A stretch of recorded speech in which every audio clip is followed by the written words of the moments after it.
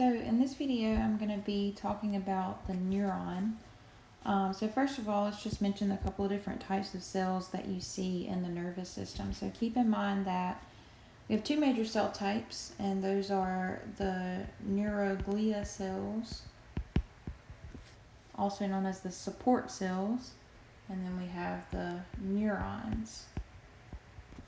Now the neurons are the actual functional cells of the nervous system. So these are the ones that are going to be used for electrical signaling, for communication in the body.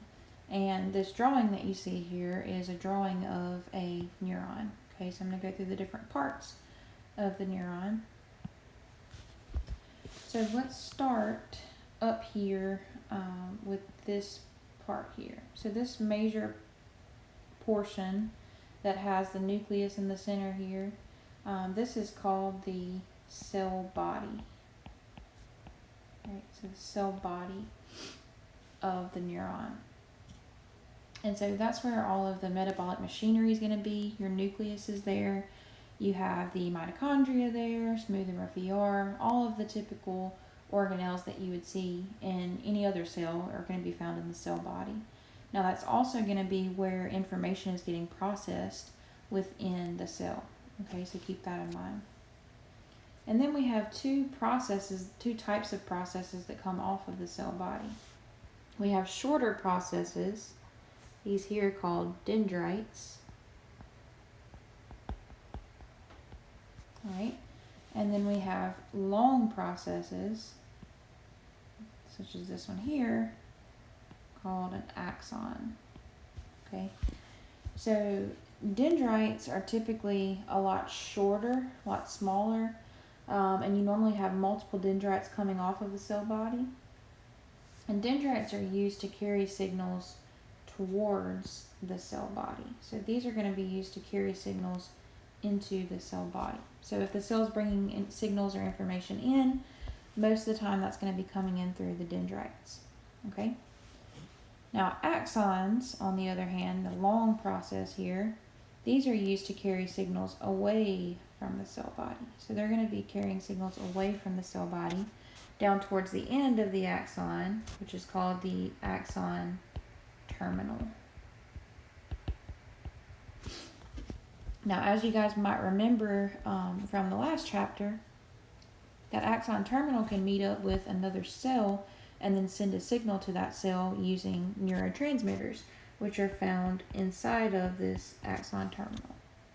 Okay, now remember we talked about what's called the neuromuscular junction, which is where you have a synapse or a junction between a neuron and a muscle cell, right? We talked about the neuromuscular junction. Well, you can also have synapses between one neuron and another neuron. So it might look something like this. You may have another cell body right here. All right. And so you have a synapse or a junction between the first neuron, this axon terminal, and a second neuron. Okay, and so this structure where you have a connection between the two is called a synapse. Okay, and signal can be transferred from one neuron to the next. That's how they can communicate with one another. And most of the time that's going to happen through the release of these neurotransmitters. Okay, so let's talk about how that is actually going to happen.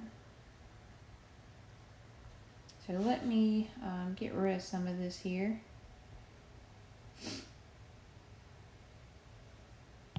All right, so let me redraw my neuron.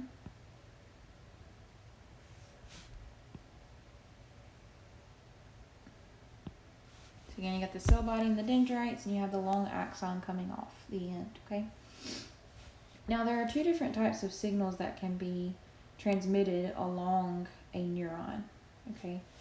Two different types of signals, or what we call potentials, okay?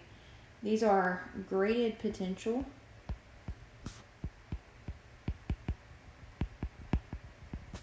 and action potential.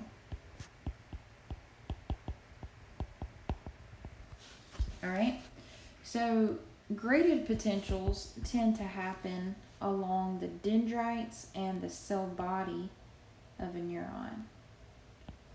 So these are typically short distance signals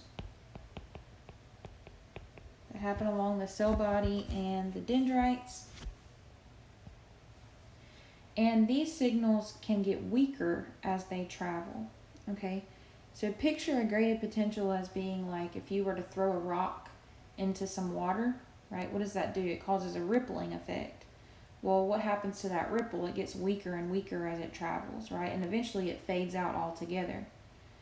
Now, the bigger the rock is that you throw, the further that ripple will actually travel, right? Well, that's how a graded potential is.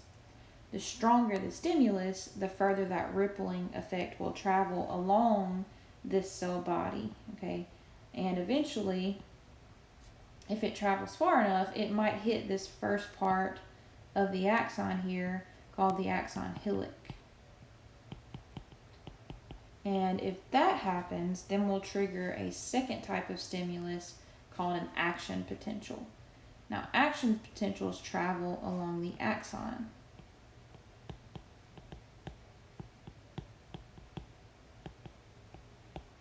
So these are long distance signals, okay? And they travel along the axon, as I said before. And these signals do not get weaker as they travel. So these are what we call an all or none phenomenon, okay? They're either going to happen all the way down the axon or they're not going to happen at all. Now, if your graded potential that you have up here, okay, travels far enough, as I said before, it will hit this axon hillock and then that will start an action potential. And since the action potential is an all or none phenomenon, it's kind of like a domino effect, okay? You can stack up a row of dominoes, and if you knock that first one down, what's going to happen? All of them are going to fall, right? It's going to travel all the way down that axon until it hits the axon terminal. And at that point, the electrical stimulus will cause the release of neurotransmitters, right? And then we know that that will cause something else to happen later on, depending on what cell is there. Now, we have tons of different types of neurotransmitters, and there are different types of cells that can be targeted by those neurotransmitters. So, we're not really going to get into the specifics of that, but just know that those neurotransmitters can cause something to happen, okay, in a cell that's forming a synapse with this neuron. All right? So let's just briefly review the graded potential and action potential again, okay? Graded potentials are short distance signals. They travel along the dendrites and the cell body of a neuron. And if they travel far enough, right, if the stimulus that you have is strong enough, it will hit that axon hillock, and that will trigger the second form of stimulus, which is an action potential. And that's a long distance signal that travels down the axon, okay? Now, when I'm talking about graded potentials, what's going to trigger graded potential? Well, that could be tons of different things. One, you could have neurotransmitters coming and binding to this cell here and causing it to open up, and that could cause a graded potential. Or you could have just a mechanical stimulus. So let's talk about like the nerve endings in your fingers. If you go to touch something, or say a bug lands on you, right? Well, if it's a really big bug, that's going to cause a pretty strong mechanical stimulus. You're going to have a lot of gates get opened in this cell. You're going to have a lot of sodium rush in, and that's going to cause depolarization of this part of the cell. If you depolarize the cell enough, that ripple can travel farther and farther out until it hits the axon hillock, and then that will cause an action potential, okay, to be sent, which is what will essentially cause a reaction, in you. Now, if you have a bug land on you that's extremely tiny or even microscopic, are you going to feel that? No, probably not, right? And the reason for that is because that graded potential that started was probably pretty weak, and it died out before it could make it to that axon hillock. And so you had no action potential be sent, and your nervous system did not respond to that stimulus at all because the stimulus was not strong enough, okay? So graded potentials can vary in strength depending on how strong the stimulus is. But if you start an action potential, it will stay the same strength all the way down the axon, okay? And that will trigger the release, most of the time, release of neurotransmitters, okay? So y'all look over the parts of a neuron and look over the difference between graded potentials and action potentials, and let me know if y'all have any questions about those.